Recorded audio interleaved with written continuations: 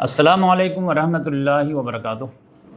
آج ہم لوگ بات کریں گے امام بخاری رحمۃ اللہ علیہ کے بارے میں، ایک عظیم محدث اور ایک سچے عاشق رسول کی۔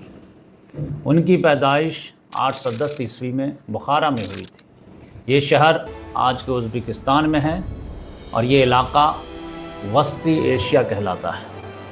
وسطی ایشیا اس وقت علم کا مرکز ہوتا تھا، یہاں سے سلک روڈ گزرتا تھا، تجارت بھی تھی، علم بھی تھا۔ اس وقت عباسی خلافت کا دور تھا، خلیفہ بغداد میں بیٹھتا تھا۔ بغداد پوری دنیا کا علمی مرکز تھا۔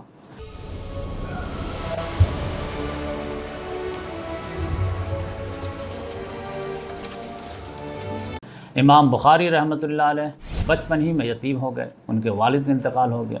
ان کی والدہ نے ان کی تربیت کی۔ ایک بڑی آزمائش آ گئی، ان کی بینائی چلی گئی، لیکن والدہ نے اللہ تعالیٰ سے دعا مانگی تو بینائی واپس آ گئی۔ بچپن ہی سے انہیں علم کا بہت شوق تھا۔ 10 سال کی عمر میں حدیث یاد کرنا شروع کر دیا۔ 16 سال کی عمر میں ہزاروں احادیث یاد ہو گئی تھی انہیں۔ اب شروع ہوتا ہے ان کا سفر، علم کے لیے سفر، سچائی کے لیے سفر۔ وہ مکہ گئے، پھر مدینہ گئے، پھر بغداد، دمشق اور مصر بھی گئے۔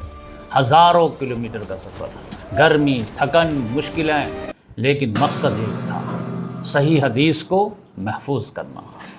اس زمانے میں ایک مسئلہ تھا۔ کیا مسئلہ تھا؟ جھوٹی احادیث پھیل رہی تھی، لوگ بغیر تحقیق کے باتیں بیان کر رہے تھے۔ امام بخاری نے فیصلہ کیا صرف صحیح حدیث جمع کریں گے۔ انہوں نے تقریباً 6 لاکھ احادیث جمع کی، لیکن اپنی کتاب میں صرف تقریباً 7,500 شامل کی۔ کیونکہ ان کا معیار بہت سخت تھا۔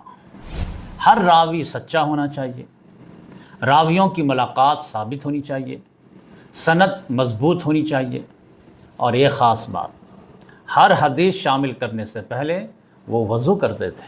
In the name of Allah, the most gracious, the most merciful. 2 رکعت نماز پڑھتے تھے۔ ان کی کتاب کا نام ہے صحیح بخاری۔ یہ حدیث کی سب سے معتبر کتاب ہے۔ ان کا انداز بھی بہت خاص تھا۔